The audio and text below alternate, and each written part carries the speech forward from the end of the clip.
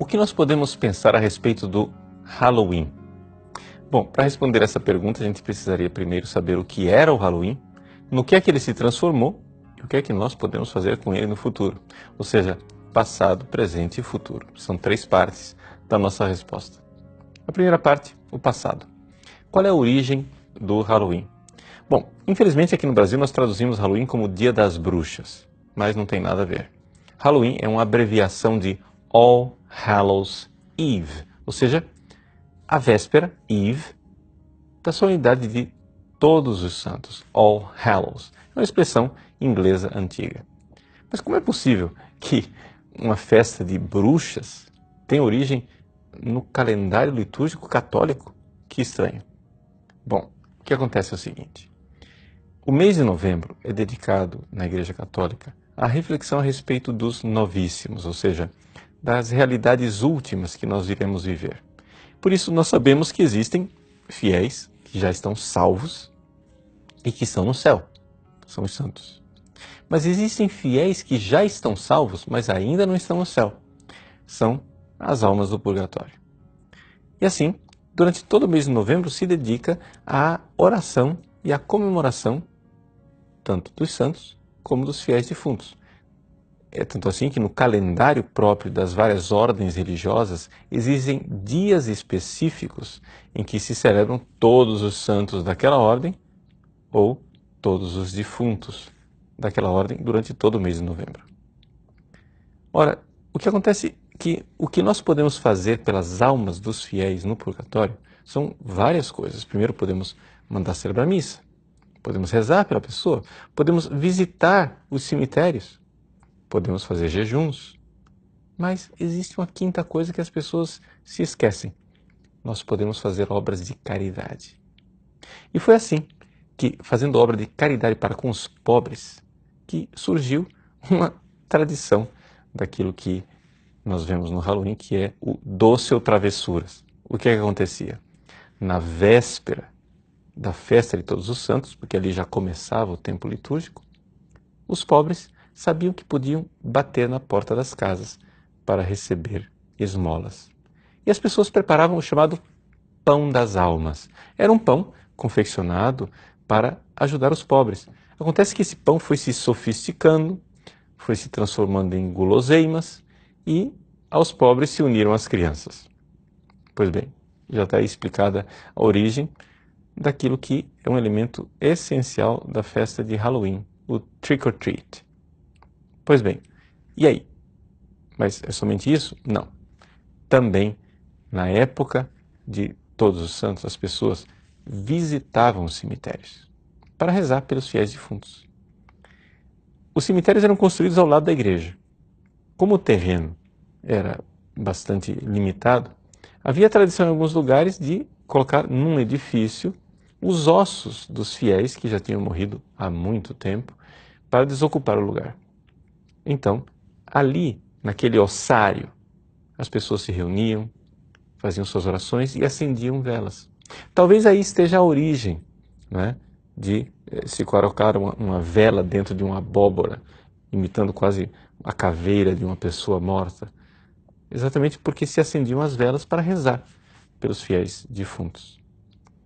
E não para por aí a origem dos vários elementos do Halloween. Era necessário a catequese para com os nossos filhos, para que eles soubessem que não existem somente os salvos que estão no céu, os santos, e os salvos que estão no purgatório. Existem também os condenados ao inferno. É assim que a igreja, como mãe e pedagoga, permitia que nos nossos cemitérios fossem pintadas cenas de pessoas condenadas ao inferno. Essas cenas depois receberam o apelido de dança macabra, ou seja, era a imagem do diabo que levava acorrentadas numa fila uma série de pessoas condenadas ao inferno, né? Uma espécie de dança terrível, de ciranda que conduz as pessoas para a morte eterna. Pois bem, aquilo que era pintado nos cemitérios, nessa época do ano, às vezes, era encenado. Em muitos lugares se faziam pequenos teatros, onde pessoas se vestiam de diabos, de bruxas, de pessoas más e condenadas ao inferno, de monstros. Quanto mais feio, melhor, porque eram pessoas condenadas ao inferno. e é um elemento catequético para ensinar aos nossos filhos. Daí você já entendeu de onde surgiram todos os elementos do Halloween. Mas a pergunta é, como é que de uma coisa tão boa e tão santa surgiu essa festa terrível? Bom, o fato é que veio a reforma protestante na Inglaterra. E a rainha Elizabeth, por causa da sua heresia protestante que não crê na existência do purgatório, e muito menos na oração pelos fiéis defuntos, proibiu qualquer manifestação de oração pelos fiéis defuntos. Só que acontece o seguinte, a Inglaterra e aqueles países circunvizinhos, como Gales, a Escócia, a Irlanda, foram países que têm um passado antiquíssimo de cultura céltica. Ou seja, antes que o cristianismo chegasse naquelas terras, os celtas cultuavam as almas dos ancestrais. E isto era uma coisa muito arraigada na cultura deles. É por isso que ainda hoje nós temos elementos dessa realidade que se vivia há milênios atrás. Por exemplo, toda essa mania que os ingleses têm, por exemplo, com casas mal-assombradas, com aparições de almas ou poltergeists e companhia limitada. Tudo isso vem dessa cultura. Pois bem, o fato é que nós, católicos, quando fomos evangelizar aquelas terras, soubemos nos adaptar àquela cultura. E foi uma indicação do próprio Papa São Gregório Magno. Quando ele enviou para a Inglaterra Santo Agostinho de Cantuária, ele disse, veja, não é possível evangelizar pessoas tão rudes, né, simplesmente com a sublimidade do Evangelho. Nós temos que nos adaptar à cultura deles. Então, eles têm festivais, eles têm pequenas festas em que se reúnem, etc. Aproveitem esses tempos, deixem eles se reunirem para suas festas e transformem tudo isso em mistérios da fé cristã. Foi aquilo que nós católicos fizemos. Com o protestantismo, este gancho cultural foi cortado. E aquilo que era um processo de evangelização, que, é claro, não estou dizendo aqui que não havia nenhuma superstição, porque sempre fica alguma coisa, mas era uma superstição que estava em processo de evangelização. Pois bem, tudo isso foi cortado e foi perdido. Sendo assim, os Estados Unidos, que foi depois colonizado pelos puritanos, que radicalizaram ainda mais aquilo que fez a rainha Elizabeth, fizeram com que estes elementos católicos ficassem loucos e paganizados cada vez mais. É o que nós temos hoje com o Halloween. Ou seja, é uma cultura que um dia foi católica e agora vai se paganizando cada vez mais. Aí você vai dizer, bom, então se é um elemento cultural, se é uma coisa folclórica, não tem problema dos nossos filhos participarem, não é verdade? Bom, o fato é o seguinte, é que, infelizmente, tem problema sim. Alguns exorcistas que eu conheço, e eu digo bem claramente, eu não sou exorcista, mas eu estou me baseando no testemunho desses irmãos. Alguns exorcistas dizem que estas brincadeiras com demônios, feiticeiras, etc., têm sido, infelizmente, uma ocasião de contaminação para muitas crianças. Então, a gente não deve brincar com fogo.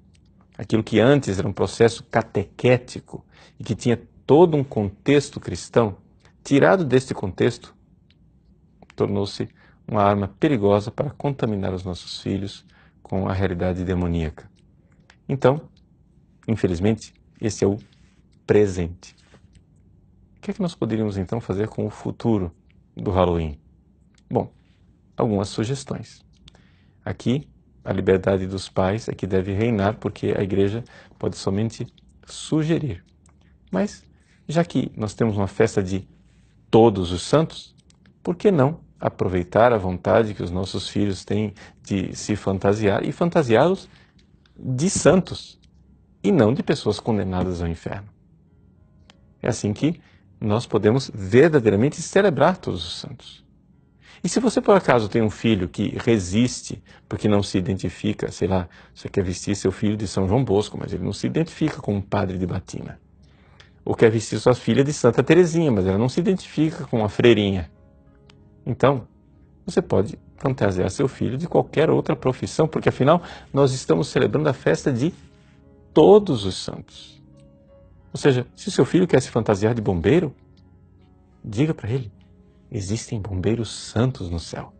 Se ele quer se fantasiar de médico, de policial, de soldado, quer se fantasiar de índio, diga que existem santos de todas as espécies no céu.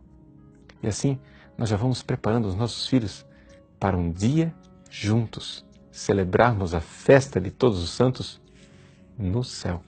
Porque é esta a realidade e é essa a nossa missão.